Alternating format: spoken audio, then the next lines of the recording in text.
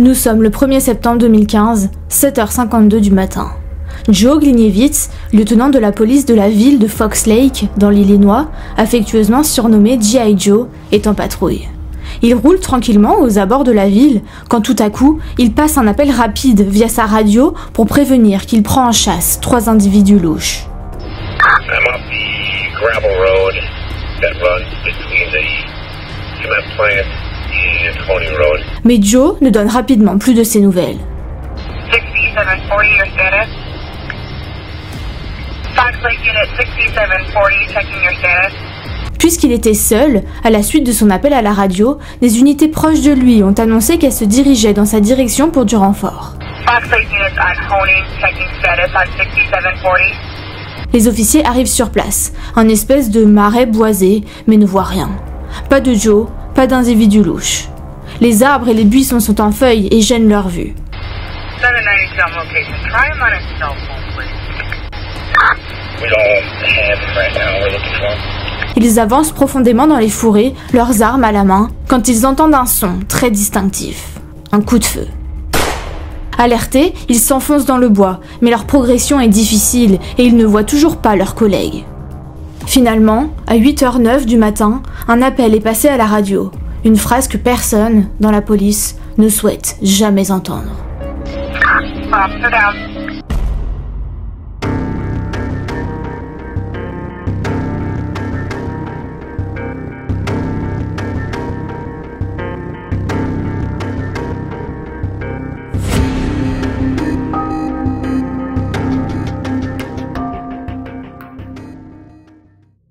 Disclaimer, les 3 théories possibles pour la mort de Joe sont l'accident, l'homicide ou le suicide. Si vous n'êtes pas sûr de pouvoir tenir le coup quant à cette dernière théorie, on se retrouve la semaine prochaine. Prenez soin de vous. Charles Joseph Gliniewicz, dit Joe, est né le 25 août 1963 à Libertyville, dans l'Illinois. En grandissant, Joe est connu comme un garçon drôle, sympathique et souriant. Depuis toujours, il savait qu'il finirait dans les forces de l'ordre. C'était une évidence pour lui et pour tout son entourage. Au lycée, il fréquente la Marmion Academy, un lycée catholique réservé aux garçons, qui était également une école militaire à l'époque. Après le lycée, il obtient son diplôme du Antioch Community College en 1981. Après avoir terminé ses études secondaires, Joe s'enrôle dans l'armée américaine et tout au long de sa carrière, il travaille dur et devient rapidement un soldat décoré. Il reste dans l'armée environ 4 ans avant de rejoindre la réserve et de décider de devenir policier. Joe obtient son premier emploi de policier au sein du département de la police de Fox Lake en 1985. Il adore son travail, Joe est né pour ça. D'ailleurs, il est rapidement connu pour être un homme dévoué à son service et à sa communauté. Joe occupe de nombreux postes différents au sein de la police. Officier canin, officier de formation sur le terrain et même comme membre de l'équipe SWAT régionale.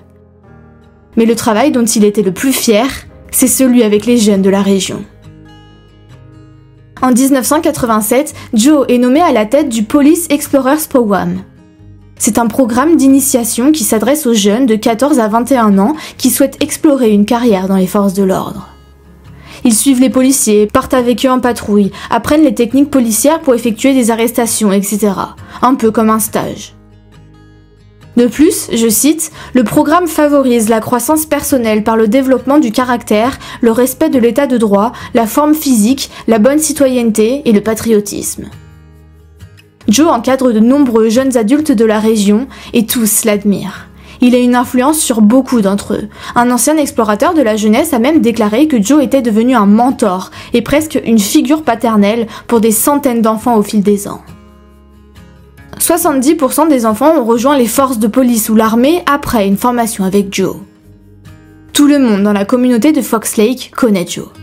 En fait, on peut même dire qu'il est une sorte de célébrité locale, tout le monde a eu au moins une interaction avec Joe au fil des ans, tous se souviennent de lui. Il semble que beaucoup de gens ont des histoires à raconter, et il était facile à repérer, parce qu'il se promenait dans un énorme pick-up noir. Il a vite été surnommé G.I. Joe en raison de son service militaire et de son apparence de soldat costaud, mais il est toujours très amical et gentil avec les autres, toujours prêt à donner un coup de main, et au fil des années, Joe est promu sergent, puis plus tard lieutenant, ce qui est un rang assez élevé au sein du département de police. Il remporte aussi plusieurs médailles de police, dont la médaille de la bravoure, donc Joe est vraiment un héros dans cette communauté de Fox Lake. Un héros, une figure paternelle, un modèle à suivre. En 1989, Joe épouse une femme nommée Melody Resetter. Ils ont 4 fils, Joseph, Donald ou DJ pour faire court, Jeffrey et David, et tout le monde le connaît comme un père et un mari formidable qui aime profondément sa famille. Ses 4 fils le vénèrent et le considèrent comme leur héros et leur modèle. Melody a par ailleurs beaucoup aidé Joe dans le cadre du programme Explorers. Elle est en quelque sorte le mentor des femmes exploratrices. Le frère de Joe, Michael, est devenu lieutenant dans le service des pompiers d'Antioche et son fils DJ rejoint également l'armée, suivant les traces de son père. Joe quitte officiellement la réserve de l'armée en 2007, mais au cours de ses 26 années de service, il a remporté au moins 9 médailles et insignes pour son travail acharné, son courage et son dévouement. Il a également obtenu une licence et une maîtrise de l'université Kaplan, et à l'avenir, il espérait démarrer un doctorat. Vous voyez, Joe devait prendre sa retraite à la fin du mois de septembre 2015, après 30 ans de service dans la police, mais impossible pour lui de rester sans rien faire, à profiter de sa retraite bien méritée. Alors, reprendre des cours était un objectif tout à fait normal pour lui. Passons maintenant à l'été 2015. Je vais donner un peu de contexte sur les événements qui se sont passés aux États-Unis cette année, car c'est important pour comprendre l'ambiance générale de notre histoire. Vous vous souvenez probablement qu'il y a eu d'énormes manifestations contre les violences policières dans tout le pays. Ces manifestations sont organisées en réponse à la mort de plusieurs Noirs américains en garde à vue, dont Eric Harris, Sandra Bland, Freddie Gray et malheureusement de nombreux autres. Ces manifestations sont associées, comme vous le savez sûrement, au mouvement Black Lives Matter, qui a commencé après l'acquittement de George Zimmerman en 2013, et en 2014, il est devenu le cri de ralliement de célèbres manifestations à travers le pays, en particulier les manifestations de Ferguson, après que Michael Brown ait été tué par la police. Ces manifestations de 2014 ont vraiment divisé le pays et les tensions politiques ont continué à monter durant l'année 2015 et même au-delà. Avec ces milliers de gens qui protestaient si massivement contre la brutalité policière, l'opinion publique a clairement changé d'attitude envers les policiers. Il y a eu une énorme réaction de la part des pro-policiers, en créant le mouvement réactionnaire Blue Lives Matter ou Police Lives Matter. Pour eux, la police était directement attaquée et il y avait une conviction grandissante selon laquelle il n'était plus prudent d'être policier à l'époque. Voici donc le contexte politique dans lequel nous nous trouvons. On sent qu'il y a désormais une guerre contre la police aux États-Unis. Ce qui nous amène à ce fameux 1er septembre 2015, un mardi matin, qui était censé être comme tous les autres pour Joe Klieniewicz. Joe s'arrête dans une supérette pour acheter des cigarettes, comme il le faisait toujours avant de commencer sa patrouille. Puis, à 7h52, il signale au dispatcher qu'il a vu 2 hommes blancs et un homme noir qu'il juge suspects à la cimenterie sur Honing Road. Le dispatcher demande à Joe s'il a besoin de renfort, étant tout seul dans sa voiture de patrouille, mais Joe répond que non. Par ailleurs, c'est la seule description des suspects que Joe donnera. De toute évidence, il s'agit d'une description très vague, sans autres caractéristiques identifiables comme l'âge, la taille ou la coiffure. Donc, la recherche s'avère compliquée. 3 minutes plus tard, Joe annonce qu'il va se diriger vers la zone marécageuse voisine et approcher les hommes. Les années de bons et loyaux services l'ont-ils rendu prétentieux au point de se croire invincible et partir seul à la recherche de 3 individus ? Le dispatcher lui demande à nouveau s'il a besoin d'une 2e unité en renfort, et Joe répond finalement d'accord. Envoyez quelqu'un vers moi. À 7h57, Joe communique à nouveau par radio, il donne sa position et déclare que les suspects courent maintenant vers le marais. À 8h, l'unité de renfort arrive à l'endroit où se trouve Joe, mais ne le voit pas. Alors, accompagné du dispatcher, ils contactent Joe à plusieurs reprises par radio pour lui demander son statut, mais ils ne reçoivent aucune réponse. La 2e unité appelle alors d'autres renforts et commence à chercher Joe. Parce que, évidemment, lorsque Joe ne répond pas pour dire s'il va bien ou pas, c'est un signal d'alarme majeur pour tous les autres officiers qui savent qu'il pourrait être potentiellement en danger. Ils confirment au dispatcher qu'ils n'arrivent pas à contacter Joe. Ils essayent même sur son téléphone portable, mais toujours aucune réponse. Sur les lieux, il n'y a aucune trace de pas à suivre, alors les officiers s'enfoncent plus profondément dans les bois marécageux à la recherche de nouveaux indices. C'est à ce moment-là que les policiers entendent le coup de feu. Ils n'entendent pas de signes de lutte ou de fuite, mais évidemment, quand on entend un coup de feu, en tant que policier, on sort son arme et on se dirige vers le bruit. Et c'est alors que les policiers font une découverte horrible. À 8h09, l'une des unités appelle par radio pour signaler qu'un officier est à terre. Le lieutenant Joe Glenowitz est allongé là, face contre terre. Il a été abattu. Son visage est écorché et il y a des ecchymoses sur sa tête. Il a été touché à 2 reprises, une fois au torse, la balle a été stoppée par son téléphone portable et son gilet pare-balles, et une seconde fois sur le haut de la poitrine. L'arme de service de Joe n'est pas retrouvée tout de suite, alors qu'elle se trouve à seulement quelques mètres de son corps. Mais comme c'est une zone marécageuse avec des hautes herbes, il a peut-être été difficile de la voir. Les autres objets qu'il porte sur sa ceinture de service, comme sa radio, sa matraque et son taser, sont également retrouvés éparpillés non loin du corps. Le téléphone portable de Joe sera envoyé en analyse chez le FBI. Horrifiés, attristés mais n'oubliant pas leur devoir, les policiers demandent au dispatcher de faire savoir qu'il y a 3 suspects armés et dangereux en liberté. Les forces de l'ordre rassemblent immédiatement le maximum de ressources possibles pour essayer de traquer ces tueurs. Tous les agents des forces de l'ordre des services voisins sont mobilisés, l'équipe SWAT est appelée en renfort et plus de 400 policiers ratissent les bois où le corps de Joe a été retrouvé, utilisant des machettes et des aimants pour fouiller les hautes herbes, à pied, en véhicule tout-terrain et à cheval. Nous sommes début septembre dans l'Illinois. Il fait chaud et il y a beaucoup d'humidité dans ce marais. Certains officiers perdent même connaissance pendant la battue. Une fois la nuit tombée, ils utilisent des hélicoptères équipés de détecteurs thermiques pour s'assurer qu'il n'y a personne dans la zone. Ils cherchent pendant 14 heures en tout, mais ne trouvent rien, aucune trace, aucun indice. Mais comment 3 hommes ont-ils pu disparaître de la zone aussi rapidement ? Parce que, encore une fois, les policiers sont arrivés sur place et ont entendu le coup de feu. Ils devaient donc être proches. Les tueurs auraient dû être arrêtés, non ? Les écoles sont fermées, les bus cessent de circuler, les habitants paniquent et se barricadent dans leurs maisons. La population a peur, il y a des tueurs de flics en liberté. George Filenko est nommé enquêteur principal sur cette affaire. Des agents du FBI, de l'ATF et des US Marshal Service rejoignent également l'enquête. Et après que la nouvelle concernant la mort de Joe ait été portée à la connaissance du public, la ville de Fox Lake s'est définitivement mise en deuil. Comme je l'ai dit, Joe est un policier très apprécié et sa mort est tout simplement inimaginable pour beaucoup de gens. Il est le premier policier de Fox Lake à être tué dans l'exercice de ses fonctions et c'est une perte véritablement tragique pour la communauté. Le gouverneur de l'Illinois ordonne que tous les drapeaux de l'État soient mis en berne en l'honneur de Joe et des gens de tout le pays envoient leurs prières et leurs condoléances à la famille et la communauté de Fox Lake. Les Bears de Chicago, une équipe de football américain, dédient même un match de pré-saison à G.I. Joe. Le public veut organiser une veillée pour Joe le lendemain de son décès. Toute la ville de Fox Lake veut rendre hommage à l'homme qui a eu un impact si profond sur la vie de tous ceux qui l'entouraient. Environ 1200 personnes se présentent à cette veillée pour dire au revoir à Joe et soutenir sa famille. Chaque habitant de Fox Lake est bouleversé, non seulement d'avoir perdu cette figure si connue et rassurante pour eux, leur célébrité locale, mais aussi pour ses enfants et sa femme, qui sont dévastés, on n'en doute pas. Mélodie, son épouse depuis 26 ans, s'adresse à la grande foule rassemblée en l'honneur de son mari et parvient à dire quelques mots en larmes, racontant comment il a été son héros et son rock pendant leurs années ensemble. Personne n'aurait jamais imaginé que cela puisse arriver à Joe. De nombreux membres de la communauté sont choqués que lui, parmi tous les autres, ait été tué.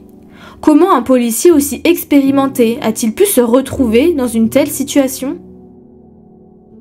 D'après les statistiques sur les policiers tués en service, il s'agit souvent de policiers qui étaient nouveaux dans leur métier. Ce qui paraît logique quand on y pense. Ils ont moins d'expérience et se mettent peut-être dans des situations plus dangereuses. Mais Joe, G.I. Joe, le gars qui a 30 ans de métier, qui a participé à toutes ces missions et à toutes ces expériences militaires, tué en service, c'est un peu comme si toute cette situation n'avait aucun sens. Pendant ce temps, les policiers sont toujours à la recherche des tueurs. La traque continue. Mais aucun des 3 suspects n'est retrouvé. Et quand on y pense, s'ils se sont cachés, il sera très difficile, voire impossible, pour la police de les retrouver. Fox Lake fait partie des destinations de week-end populaires pour les habitants de Chicago et de Milwaukee. À l'époque, la population de Fox Lake n'est que d'environ 10 000 personnes. Beaucoup de gens ont des résidences secondaires dans cette région. Et tout le monde ou presque, y compris les locaux, possède un bateau. Cela signifie donc que 1. Il y a beaucoup de maisons vides dans le coin, et 2. Il y a de très nombreux bateaux recouverts de bâches aux abords des lacs. Donc, de nombreuses cachettes. Alors la traque s'annonce compliquée, mais les policiers ne se découragent pas. Il en va de leur honneur après tout, de l'honneur de leurs collègues, de l'honneur de la police en général. Ils vont les retrouver, ils n'ont pas le choix. Ils mettent toutes leurs ressources sur cette affaire. Ils mettent en place ce qu'ils appellent une zone de mise à mort autour de Fox Lake. Cela veut dire qu'ils ont littéralement encerclé toute la ville. Le 2 septembre, la police reçoit un appel d'une femme du nom de Kristen Kiefer. Elle habite à Vernon Hills, une banlieue de Chicago. Kristen explique qu'elle roulait sur la route 12 à travers la ville de Volo la veille, dans la soirée, et qu'elle a dû se garer sur le bas-côté car elle a eu un problème de voiture. Mais lorsqu'elle s'est arrêtée, elle a aperçu 2 hommes, un homme blanc et un homme noir, dans un champ de maïs qui marchait vers elle. Kristen raconte que les 2 hommes se sont approchés d'elle et ont essayé de lui voler sa voiture. Puis lorsqu'elle a dit aux suspects qu'elle allait appeler la police, ils se sont enfuis dans le champ de maïs. D'après elle, ils pourraient bien être les meurtriers du G.I. Joe. Les policiers se rendent immédiatement sur les lieux et établissent un périmètre autour de la zone. Ils déploient même des moyens considérables pour mener cette recherche. Près de 100 policiers, 11 chiens et 3 unités aériennes. Pendant 5 heures, ils fouillent les environs, mais ils ne trouvent rien. Alors ils interrogent Kristen pour essayer de trouver ce qui leur a échappé. Et là, ils tombent des nues. La jeune femme avoue. Elle a tout inventé. C'était un mensonge. Elle voulait uniquement attirer l'attention de la famille dont elle était la nounou. Hallucinant. Donc maintenant, l'enquête est de retour à la case départ. Mais finalement, une autre piste semble prometteuse. Le FBI à Quantico pense avoir trouvé 3 suspects sur différentes caméras. Une fois les hommes identifiés, ils sont tous les 3 arrêtés. Cependant, il s'avère finalement que tous les 3 ont de solides alibis. Ce matin-là, ils sont allés au diner pour prendre leur petit déjeuner. Ils ont pu fournir leurs notes et la serveuse a confirmé les avoir vus au moment où Joe était abattu. Ainsi, ce que les enquêteurs pensaient être une piste de taille s'est avéré être une fois de plus un échec. Le 4 septembre, une récompense de 50 000 $ est offerte à quiconque fournirait aux enquêteurs des informations qui permettraient d'arrêter et de condamner les meurtriers de Joe. Le 7 septembre, Joe a eu droit à des funérailles télévisées avec tous les honneurs militaires. À ce stade, Joe est devenu un héros national et ses funérailles montrent clairement à quel point une partie de la population soutient Joe, sa famille et la police en général. Le cortège funèbre est composé d'une file de 30 km de voitures de police. Il y a 6 ou 7 hélicoptères et même un avion qui survole la cérémonie. L'ancien gouverneur de l'Illinois, Bruce Rauner, et d'autres personnalités publiques viennent présenter leurs condoléances. Des policiers de tout le pays sont présents pour rendre hommage à la victime, venant de villes comme Détroit, New York ou encore Las Vegas. Plus de 5000 personnes participent à la cérémonie ce jour-là. Ceux qui ne sont pas présents aux funérailles se massent le long des rues pour honorer la mémoire de Joe. Certains résidents locaux alignent même leurs bateaux sur le lac pendant le passage du cortège. Il s'agit évidemment d'un soutien incroyable, digne d'un homme courageux et dévoué comme Joe. Des tonnes de personnes brandissent des drapeaux américains, des drapeaux à fines lignes bleues et des pancartes exprimant leur gratitude envers G.I. Joe, ainsi que des pancartes avec des messages pro-police, comme Blue Lives Matter. Entre eux, les gens commencent à imputer la mort de Joe au mouvement Black Lives Matter. Les médias, à nouveau, sautent sur l'occasion pour citer la mort de Joe comme preuve d'une guerre contre la police à cause de ce mouvement. Les gens de tout le pays craignent que la mort de Joe ne soit une nouvelle preuve tragique de cette guerre qui ne peut que s'aggraver. It's never easy to say goodbye to someone who has meant so much to so many of us. He was the kind of man that in the face of danger would run towards it while others ran away. During his 30 years of police service to the residents of Fox Lake, he touched the lives of countless citizens. He was reasonable, fair, and just. He took every opportunity to turn his interactions into teachable moments.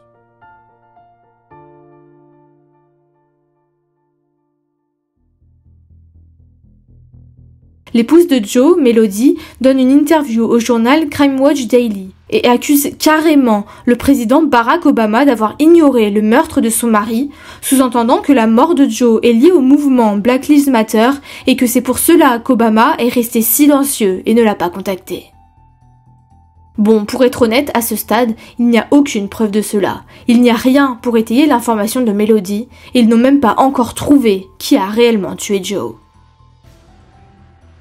Environ une semaine après la mort de Joe, le 9 septembre, le légiste Thomas Rudd annonce que Joe est mort d'une blessure par balle au torse. Mais le problème, c'est qu'il déclare publiquement que même s'il suppose que la cause du décès soit un homicide, il ne peut pas exclure un suicide ou un accident. Ces déclarations selon lesquelles le décès pourrait être un suicide provoquent une onde de choc dans la communauté. Melody, la veuve, et Gigi, son fils, s'oppose catégoriquement à cette déclaration, affirmant que Joe n'aurait jamais envisagé de se suicider et qu'il avait des projets d'avenir que la plupart des personnes suicidaires n'auraient pas fait. Dans l'interview au journal Crime Watch Daily, dont j'ai parlé plus tôt, Melody s'en prend au légiste, affirmant que ses propos sont irrespectueux, blessants et irresponsables. I lost my heart. All I want is one more kiss. One more hug, one more chance to hear his boisterous laughter, and I'll never have that again. And then the nightmare began, and all I want to do is wake up from it. The longest day of my life, not having any answers, not knowing where my husband was. I wholeheartedly believe he was murdered. And to say otherwise? It's disrespectful, hurtful, irresponsible. When the coroner said maybe it's a suicide, how did you take that? There was a lot of anger. Coroner is an elected person. He didn't perform the autopsy. The one that performed the autopsy came and stood on my deck and told me everything. And there were 2 shots. Somebody that is going to kill themselves is not going to shoot themselves twice.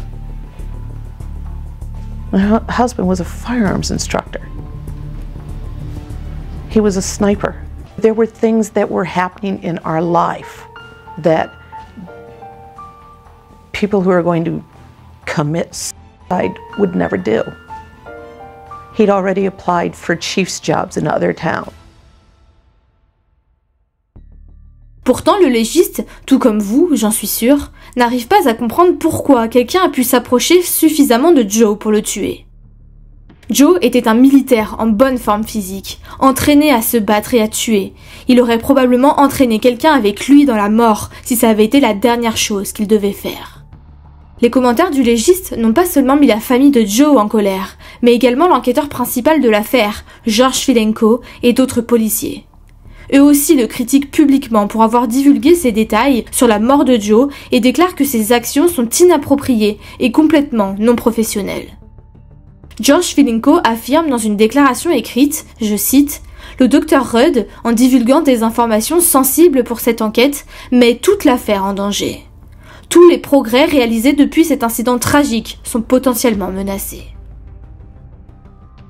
L'autopsie révèle ce que nous savons déjà, à savoir que Joe a été atteint de 2 balles.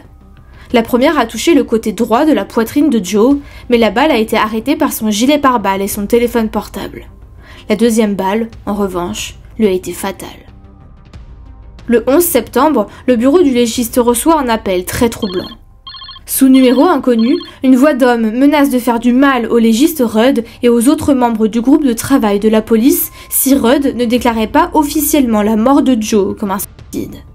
Après une enquête de police, ils réussissent à remonter jusqu'à un policier à la retraite de Chicago, Joseph Battaglia. Il est arrêté et inculpé le lendemain. Pour en finir avec cette histoire d'autopsie, le légiste déclare qu'il a besoin de plus d'informations de la part des forces de l'ordre afin de déterminer officiellement la cause du décès de Joe, comme les analyses balistiques de son arme qui a été retrouvée à côté de son corps par exemple. Mais de son côté, la police affirme qu'ils attendent des détails de la part du légiste. Donc tout ça ne va nulle part. En tout cas, les membres de la communauté locale restent sceptiques. Ils ne peuvent pas imaginer que Joe puisse se suicider. Ça n'a aucun sens. Cette affaire est forcément un meurtre. La famille Gliniewicz est bouleversée et blessée par les rumeurs de suicide et pense même qu'elles compromettent l'enquête. Le 16 septembre, le fils de Joe, DJ, affirme publiquement que son père n'a jamais eu une seule pensée suicidaire de toute sa vie. DJ raconte que son père a récemment postulé pour plusieurs postes de chef de police dans différents services ou qu'il envisageait de reprendre des cours pour obtenir un doctorat. Alors d'après lui, pourquoi ferait-il cela et essayerait-il de planifier son avenir en même temps ? Mais d'après mes recherches, c'est tout à fait possible. Je n'ai pas été touchée par un drame de ce genre, alors je ne peux que vous faire part de témoignages de la part de personnes qui ont connu un proche qui s'est ôté la vie. D'après elles, vous pouvez être suicidaire tout en regardant vers l'avenir ou en le planifiant. En général, il semblerait que les personnes suicidaires ne veulent pas que les gens le sachent, alors elles continuent à vivre comme si tout était normal. Apparemment, vous pouvez être déprimé et sur le point de vous autodétruire, tout en semblant calme et serein au contact des autres. Et puis, beaucoup de gens sembleraient également plus optimistes et plus heureux après avoir décidé de le faire. Il faut se rappeler que parfois, les personnes les plus heureuses ou celles qui sont toujours à l'écoute des autres sont parfois les plus tristes et les plus seules. Suite à ce drame, de nombreuses personnes désirent soutenir la famille durant cette période difficile pour couvrir leurs dépenses, maintenant que Joe n'est plus là. La famille Gliniewicz a reçu plus de 500 000 $ de dons, ce qui est extrêmement généreux, c'est peu de le dire. Dans tous les cas, le légiste ne peut pas conclure à une mort certaine à ce stade. Et cela crée de sérieuses tensions entre son bureau et le groupe de travail de George Filenko, l'enquêteur principal. Ce dernier déclare qu'il continuera d'enquêter sur la mort de Joe comme étant un homicide, tout en admettant raisonnablement que les enquêteurs ne pouvaient pas écarter la possibilité d'un ou d'un accident tant que les analyses médico-légales n'auraient pas écarté ces possibilités. Encore une fois, c'est le chat qui se mord la queue, mais bon. Le 21 septembre, la police reçoit finalement des résultats des analyses balistiques et des analyses des résidus d'armes à feu, ainsi que les empreintes digitales et les résultats des tests ADN, mais ils affirment à nouveau que ces résultats n'excluent ni ne confirment aucune des 3 causes possibles du décès. Le 1er octobre, les enquêteurs annoncent que Joe a été abattu de 2 balles tirées avec sa propre arme. Mais malgré tout, l'enquête n'avance pas. Des centaines de personnes ont été interrogées, détenues et même arrêtées dans le cadre de cette affaire, mais aucune d'entre elles n'a été identifiée comme ayant un lien quelconque avec la mort de Joe. Nous arrivons finalement au 4 novembre, environ 2 mois après la mort de Joe. Les enquêteurs organisent une conférence de presse pour présenter les conclusions de leur enquête. Et c'est là qu'ils lâchent une bombe. We're here this morning to wrap up the investigation into the death of Lieutenant Charles Joseph Gliniewicz. This extensive investigation has concluded with an overwhelming amount of evidence that Gliniewicz's death was a carefully staged suicide. Donc, évidemment, c'est un choc total pour la plupart des membres de la communauté. Il s'agit bien d'un suicide. La balle fatale a touché le côté gauche de la poitrine de Joe, à 5 cm sous le col de son gilet pare-balles. Le coup a été tiré d'en haut vers le bas, c'est pourquoi le légiste a eu des réticences à qualifier immédiatement la mort de Joe d'homicide, car la trajectoire de la balle était en inadéquation avec la scène de crime. Et puis, comme je l'ai dit, il ne comprenait pas comment un suspect a pu s'approcher suffisamment pour tirer sur un policier entraîné, surtout quelqu'un comme G.I. Joe. De plus, Joe n'a aucune blessure défensive. Il présentait seulement des égratignures et des ecchymoses au visage, mais pas de griffures sur ses mains, ses bras, ses jambes, ailleurs que sur la tête en fait. Et puis son uniforme était toujours bien en place, sa chemise dans son pantalon, ce qui prouve bien qu'il n'y a pas eu de bagarre. En tout cas, pas la bagarre à laquelle on s'attend quand on veut sauver sa vie. Bien que la zone où il a été touché la seconde fois était recouverte par son gilet pare-balles, il semblait que quelqu'un avait descendu le gilet et avait tiré directement en dessous, ce qui n'a guère de sens. Pourquoi quelqu'un aurait-il pris le risque de s'approcher suffisamment de Joe pour descendre son gilet pare-balles et tirer en dessous, au lieu de viser quelque part où il n'était pas couvert, surtout s'il savait qu'il était pressé par le temps ? Et puis, à vrai dire, cette histoire d'homicide ne faisait pas l'unanimité auprès de tous les officiers du service de police. De nombreux enquêteurs qui s'étaient rendus sur la scène de crime ont déclaré qu'elle semblait entièrement mise en scène. En général, lors d'une altercation mortelle, on observe des signes de troubles physiques dans les environs. Le terrain marécageux aurait dû être piétiné ou indiquer la présence de plusieurs personnes, mais au lieu de ça, il semblait que Joe était le seul sur place. Deuxièmement, l'arme a été retrouvée à 1 mètre du corps de Joe, ce qui indique que celui qui l'avait tué n'avait même pas pensé à prendre l'arme pour qu'elle ne devienne pas une preuve et pour s'en débarrasser bien plus loin, ce qui semble étrange. Enfin, ce matin-là, alors que Joe se dirigeait vers la gare, il s'est soudainement arrêté devant l'usine de ciment abandonnée, là où il trouvera la mort plus tard. Les analyses GPS de sa voiture et de son téléphone montrent qu'il est resté là, dans sa voiture, pendant plus de 30 minutes, jusqu'à 7h52, lorsque Joe a appelé par radio le dispatcher pour lui dire qu'il poursuivait 3 hommes qui semblaient préparer quelque chose. Mais alors, la vraie question qui se pose dorénavant, c'est pourquoi ? Pourquoi se suicider ? Et surtout, pourquoi faire croire à un meurtre ?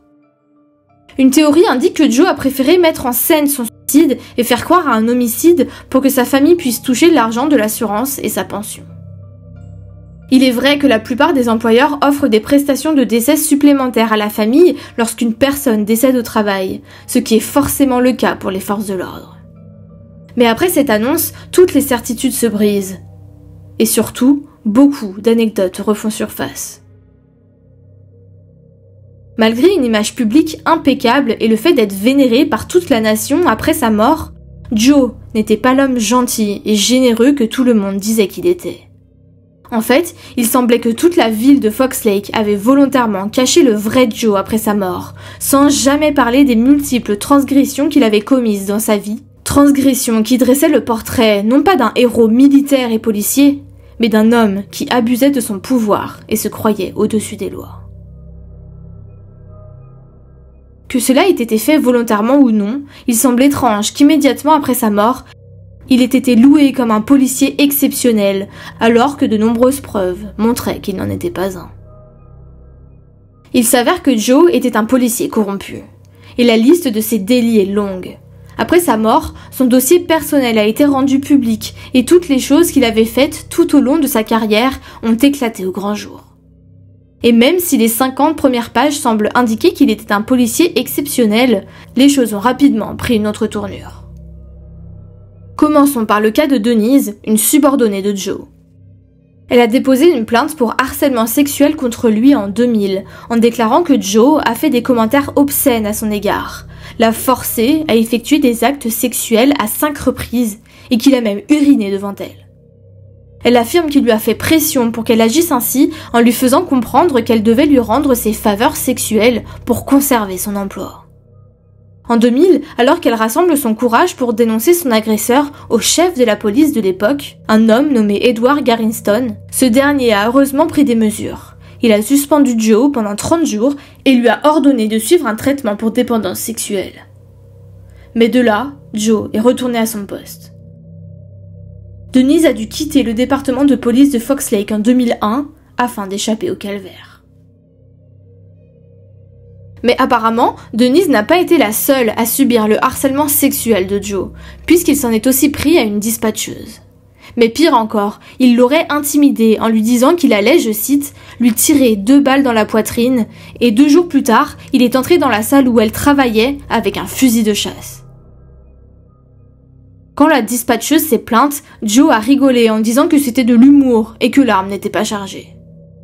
Il y a également eu plusieurs cas où Joe aurait touché les seins de femmes lors des fêtes de Noël du département de police.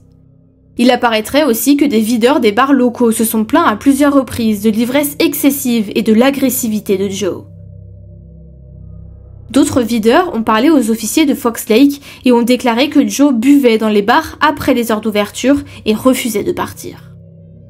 D'autres policiers ont déjà vu Joe dans des bars en train de manger de la pizza et de boire alors qu'il était encore en service. Ils l'ont aussi vu traîner dans des endroits du village avec des femmes qui n'étaient pas son épouse. De plus, Joe laissait ses amis faire le plein d'essence dans les stations du village sans payer. Une fois, il a bu pour $300 dans une taverne de Fox Lake et est parti sans payer l'addition. Il a aussi emmené sa famille en voyage dans le Wisconsin dans une voiture de police et je parie qu'il roulait probablement à toute vitesse avec les gyrophares et qu'il grillait les feux rouges. Une nuit de 1998, vers 1h du matin, un adjoint du shérif du comté de Lake a trouvé Joe évanoui sur le siège conducteur de son pick-up. Le pied de Joe était toujours sur l'accélérateur et le moteur tournait à plein régime. Cette nuit-là, Joe avait bu 6 bières et consommé plusieurs shots. Le policier l'a ramené chez lui et a fait remorquer le camion dans un parking. Le lendemain, ne se souvenant absolument de rien, Joe a signalé que son véhicule avait été volé. Aucune mesure disciplinaire n'a été prise. À ce stade, Joe était plus irrité que les policiers ne lui aient pas ramené sa voiture à son domicile qu'embarrassé d'avoir enfreint la loi. Il ne se souciait apparemment pas que ses collègues le voient comme un ivrogne paresseux qui refusait de faire son travail. Le rapport indique que cet incident n'était pas le premier de ce genre et il s'est avéré que ce ne serait pas le dernier non plus, car plus tard dans l'année, Joe a appelé au travail alors qu'il était ivre. Il a expliqué qu'il ne pouvait pas venir faire son service parce qu'il s'était rendu dans le Wisconsin avec ses amis et qu'il avait trop bu pour en revenir tout de suite prendre son poste. Le chef de la police a écrit dans le rapport que Joe avait dit ce jour-là qu'il savait qu'il avait un problème d'alcool, mais qu'il se portait bien, qu'il n'a simplement pas pu s'arrêter après un verre. Mais Joe savait qu'il ne serait pas pénalisé, alors il s'en fichait. Cependant, ses excès d'ivrognerie et son habitude d'ignorer ses responsabilités n'étaient que la pointe de l'iceberg. Bien qu'il ait été suspendu à plusieurs reprises pour ses retards flagrants et ses actions irresponsables, c'est son comportement menaçant envers ses pairs et le manque d'attention de ses supérieurs qui ont fait déborder le vase. En 2009, le comportement de Joe est devenu si grave que 11 officiers du département de police de Fox Lake ont écrit une lettre anonyme au maire de la ville. Le comportement de Joe était resté impuni pendant si longtemps que cela commençait à vraiment saper le moral de tout le département et il voulait que Joe soit renvoyé sur le champ. Et cela en dit long quand on connaît la loi du silence au sein de la police. C'est une grande règle tacite selon laquelle les policiers ne dénoncent pas les autres policiers. Et si un policier voit un collègue faire quelque chose de contraire à l'éthique, aux procédures, ou tout simplement d'illégal, il est censé se taire, quoi qu'il arrive. En fait, il semblerait que les policiers lanceurs d'alerte, ceux qui dénoncent, sont souvent punis ensuite par les autres policiers, mis à l'écart et harcelés. Ils risquent également de perdre leur pension, de perdre leurs avantages sociaux et d'être contraints de prendre leur retraite. Il apparaît que la menace de représailles soit bien réelle dans ces situations. Ils ont également laissé entendre que Joe bénéficiait d'une sorte d'allié au sein du service, ce qui l'empêchait d'assumer la moindre responsabilité pour ses actes et qu'aucun autre officier n'aurait pu s'en tirer comme il l'avait fait. Voici ce qui a été écrit, je cite. Mère Irwin, nous, les membres de la police de Fox Lake, souhaitons vous informer, ainsi que le conseil municipal, de certaines situations qui se sont produites et qui requièrent votre attention. À plusieurs reprises, des membres du service ont contacté le chef Bahen avec des informations et des plaintes concernant le lieutenant Gliniewicz. Certaines de ces plaintes auraient pu constituer des violations de la loi de l'État. À ce jour, les membres du service de police ont été déçus à maintes reprises par l'inaction du chef Bahen. Voici un bref historique du comportement de Joe. Là, ils énumèrent tout ce que je viens de vous dire à propos des transgressions du lieutenant. Cette liste n'est pas exhaustive. Il existe de nombreux autres cas où Joe a enfreint les règles, les règlements, les politiques et les procédures du service. Cependant, nous pensons que ces exemples vous éclaireront. La politique de l'autruche du chef Bahen à l'égard de Joe ne peut plus durer. Elle détruit le moral du service et affecte l'attitude de chacun. Cela nous a amenés à cette ultime tentative qui est de vous informer de cette affaire. Nous espérons sincèrement que vous vous pencherez sur cette question. Nous ne pouvons plus rester les bras croisés et regarder Joe violer les règles et les règlements, les politiques et les procédures, ainsi que les lois de l'État, et garder le silence. Notre prochaine étape pour résoudre cette affaire est de la porter à l'attention des médias ou de veiller à ce que l'agence d'enquête appropriée soit impliquée. Parlons maintenant du programme Explorers. Il apparaît que Joe a aussi permis à certains enfants du programme d'avoir un accès sans surveillance au commissariat de police, qu'il leur a donné la possibilité de porter des vêtements de policiers et de conduire des voitures de police. C'est hallucinant et même dangereux. Mais pourquoi prendre un tel risque ? Je suppose que c'est le fait d'être aimé, admiré, d'être le gars cool, vous voyez. Je suis sûre que les gens adoraient Joe parce qu'il faisait plein de trucs sympas. Beaucoup d'entre eux ont dit à quel point ils aimaient Joe et le programme et tout ça. Et à côté de toutes ces transgressions, Joe recevait de nombreuses récompenses et reconnaissances de la part des autorités fédérales, étatiques et locales pour son travail au sein du programme Explorers. Alors, quand son dossier a été rendu public, de nombreux parents qui lui avaient confié leur enfant ont eu le sentiment qu'on leur avait menti et qu'on avait profité d'eux. Malgré tout, sa veuve Melody et son fils DJ ont continué à se battre pour lui, affirmant que ce n'était pas parce qu'il avait commis des erreurs qu'il était une mauvaise personne. Mais ce qui va suivre va à nouveau venir mettre un coup de pied dans la fourmilière. Souvenez-vous, je vous ai dit que le téléphone portable de Joe, bien que brisé lors de sa mort, avait été envoyé en analyse au FBI à Quantico. Les enquêteurs viennent de recevoir les conclusions et tout le monde va tomber de très haut. Les SMS et les relevés bancaires de ces 6 derniers mois révèlent des crimes encore plus choquants. Petit aparté, il s'avère que Joe a essayé de supprimer ses messages avant sa mort, mais cela ne veut évidemment pas dire que le FBI ne peut pas les récupérer. Les SMS supprimés par Joe ont été récupérés sous la forme de 6500 pages. Et en soi, je suis surprise qu'il ait pensé que simplement supprimer ces messages ferait l'affaire. Également, quand on y pense, le premier coup de feu a été tiré directement sur son téléphone. Essayait-il de détruire son téléphone avec ce tir pour que ses secrets s'envolent pour toujours ? Enfin bref, tout ça nous ramène aux Explorers. Joe était connu comme le héros, le leader du programme, mais il s'avère que depuis 7 ans, il a détourné des dizaines de milliers de dollars des fonds des Explorers. Joe a dépensé cet argent volé en réglant par exemple le remboursement de son prêt immobilier, des abonnements à des salles de sport, des voyages, plus de 400 repas au restaurant, ses cafés du matin chez Starbucks et du porno. Il a également accordé des prêts personnels à ses amis avec cet argent. En conclusion, il volait ces jeunes qu'il admirait. Cet argent est censé être utilisé pour des compétitions, pour acheter du matériel, des choses comme ça. Pour eux, tout simplement. Et ce n'est pas tout. Il s'avère que Joe est en fait un homme à qui on ne peut pas dire non, ou qu'on ne peut pas défier d'une manière ou d'une autre, au risque d'y perdre la vie. Je m'explique. Avant sa mort, la ville a engagé une auditrice, Anne Marin, au poste d'administrateur du village de Fox Lake. C'était une création de poste et Anne a été embauchée pour s'assurer que tout était en ordre, un audit classique finalement. Elle voulait vérifier chaque service et s'assurer que toutes les finances étaient en ordre et que tout était comptabilisé correctement. Ainsi, lorsque Anne Marin a examiné les finances du compte des Explorers, certaines choses ne semblaient pas concorder. Elle a donc commencé à poser des questions sur la manière dont l'argent était réellement utilisé. Et comme Joe était à la tête du programme, elle lui a demandé un inventaire complet des entrées et sorties d'argent du compte, ce qui est très courant. En soi, vous êtes censé garder une trace de tout ça. Pour lui, cependant, Anne était une femme avide de pouvoir qui voulait le faire souffrir personnellement. Et il en a fait part à son épouse, naturellement, qui a abondé en son sens. L'identité de Melody est restée privée à l'origine, c'est pourquoi elle est appelée individu numéro 1. Joe dit « J'ai reparlé à Behan, le chef de la police, et il pense que c'est une réaction instinctive et que lorsque nous aurons donné notre démission ou fixé une date de retraite, il la déplacera. » Oh my god, et pendant ce temps, elle peut faire ce qu'elle veut. Merde.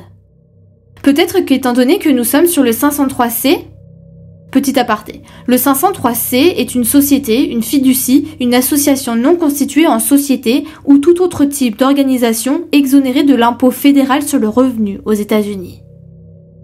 Elle ne peut pas toucher à l'argent et peut-être qu'une lettre de Behan dans le dossier indiquant que tout est à nous, comme ça la police et le village ne pourront rien réclamer ?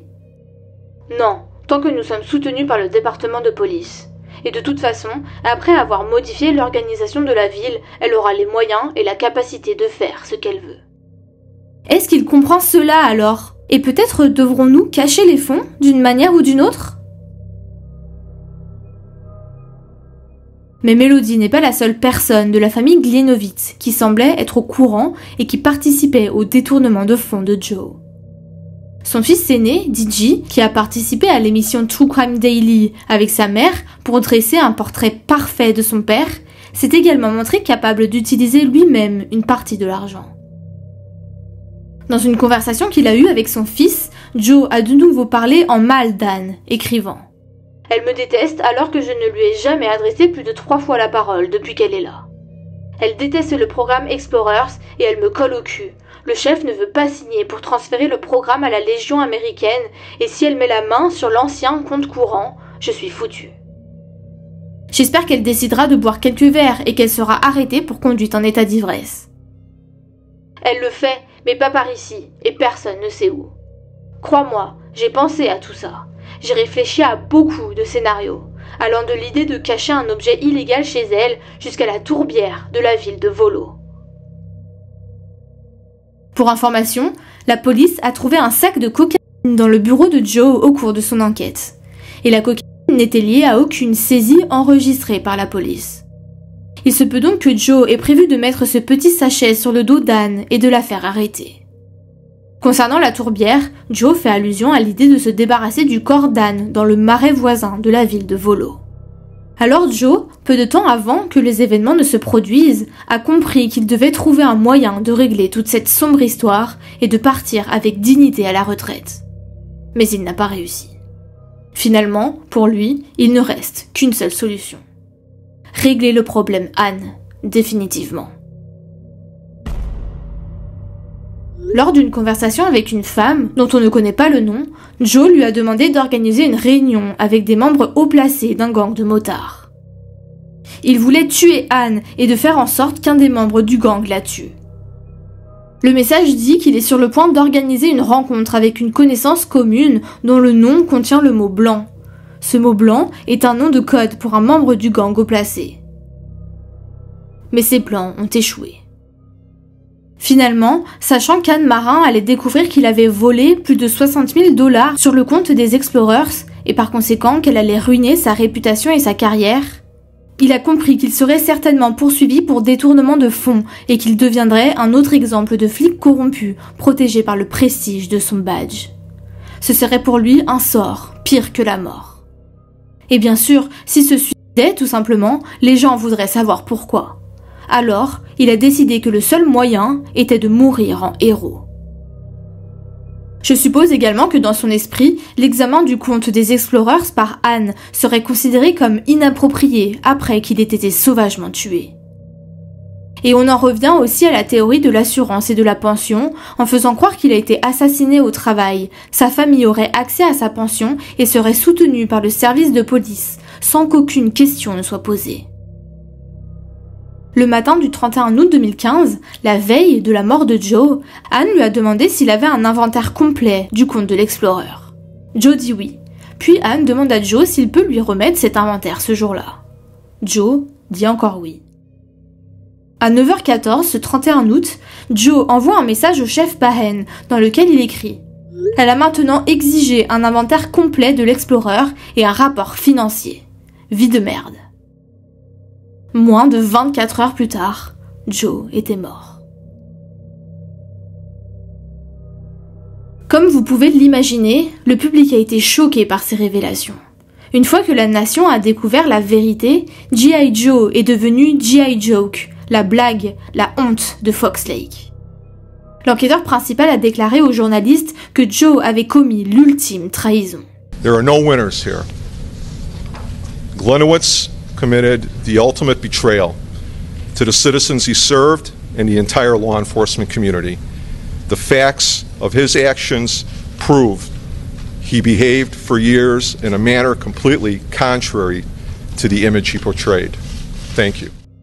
Rendez-vous compte, des milliers de personnes ont manifesté leur soutien à Joe et à sa famille, qui a d'ailleurs reçu une énorme somme d'argent sous forme de dons. Les habitants ont accordé des interviews aux médias pour dire que Joe était un policier honorable. Ils ont installé des ampoules bleues sur leur Porsche, ont attaché des rubans bleus sur les poteaux pour honorer sa mémoire. Dans toute la ville, des entreprises et des maisons ont mis sa photo sur leurs fenêtres et des pancartes sur leur pelouse. La communauté était en deuil, mais tout cela n'était qu'un mensonge. Tout le monde avait été dupé et les gens étaient furieux. Mais certains d'entre eux ne peuvent tout simplement pas accepter que celui qu'ils considèrent comme un héros est en fait un criminel. Je pense que pour certaines personnes, le déni est plus facile que l'acceptation d'avoir été dupé.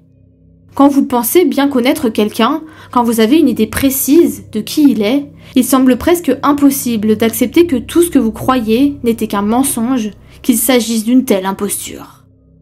C'est une pilule difficile à avaler.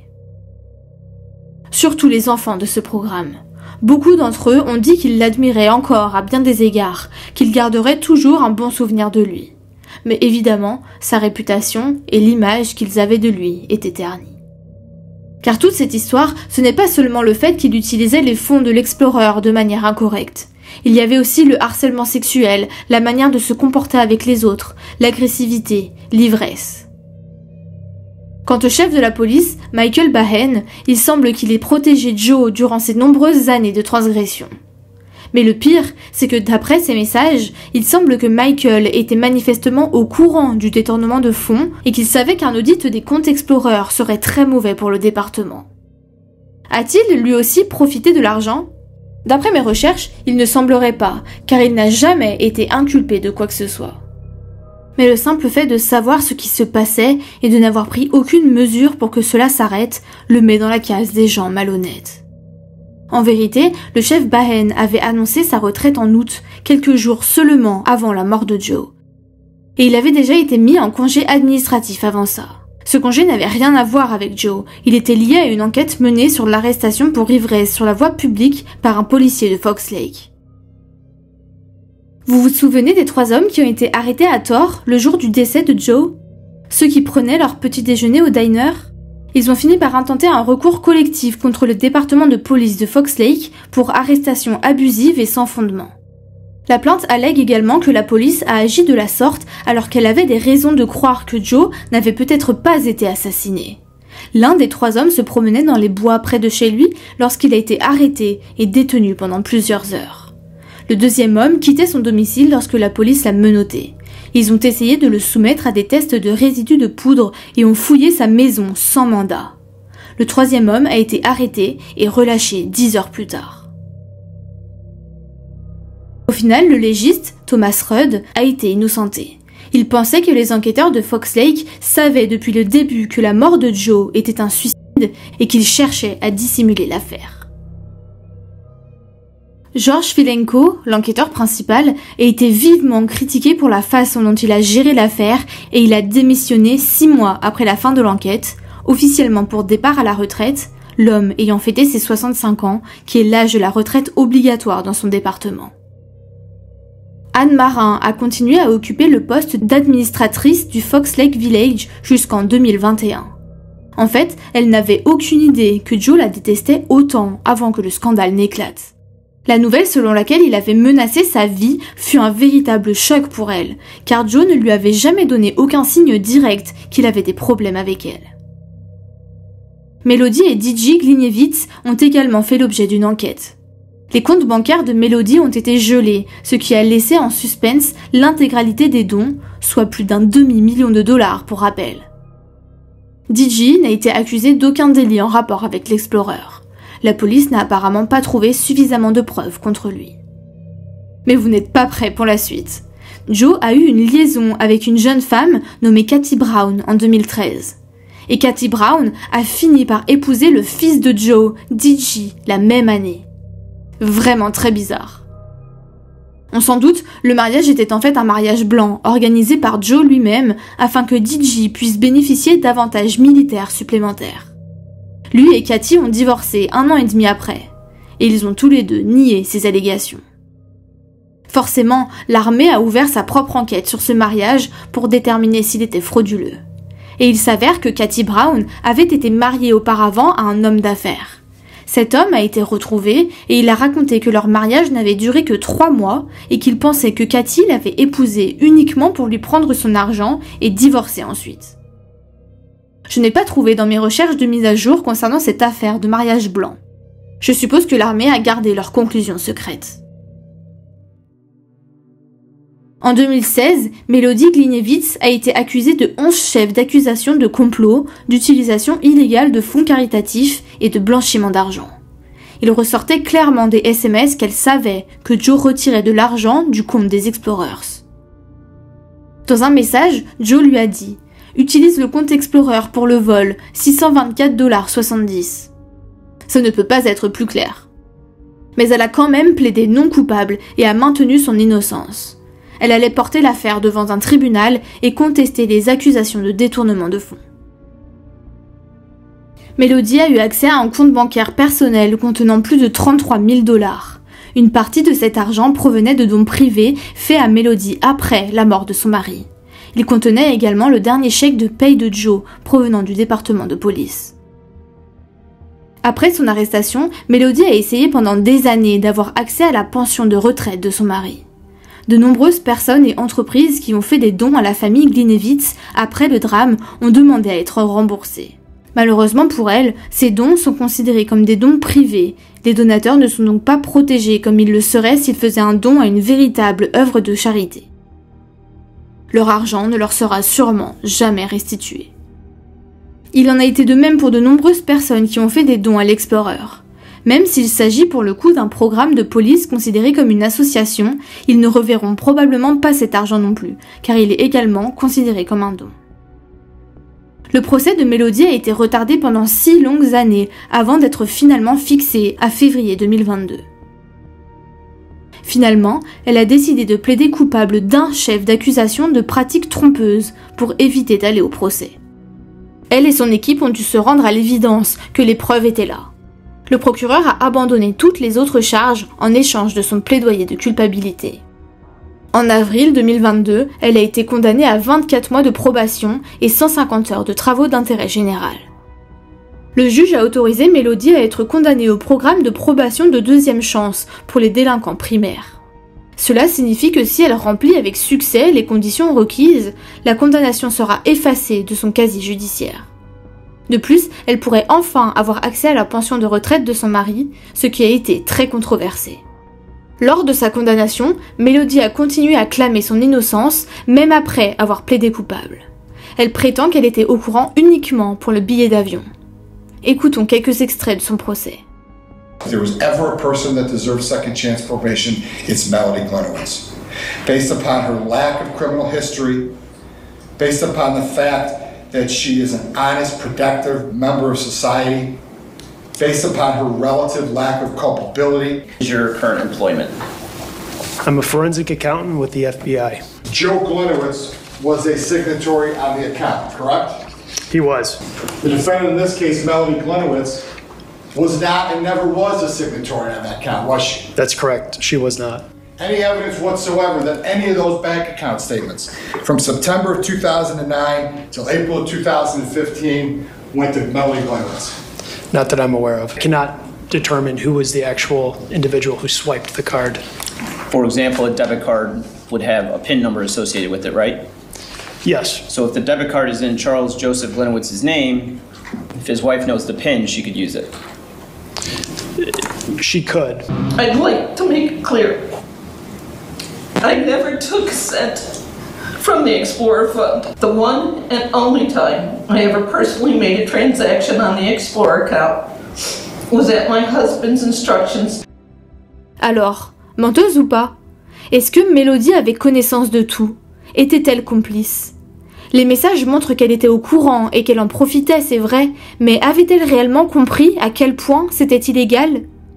Est-ce que Joe ne lui avait pas retourné le cerveau, lui faisant croire qu'il était possible de prendre une partie de l'argent en toute impunité?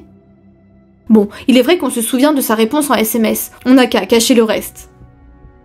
Et concernant le suicide, le savait-elle? Joe lui avait-il fait part de son plan? Personnellement, je ne pense pas que ni elle ni ses fils aient eu la moindre idée qu'il allait se suicider.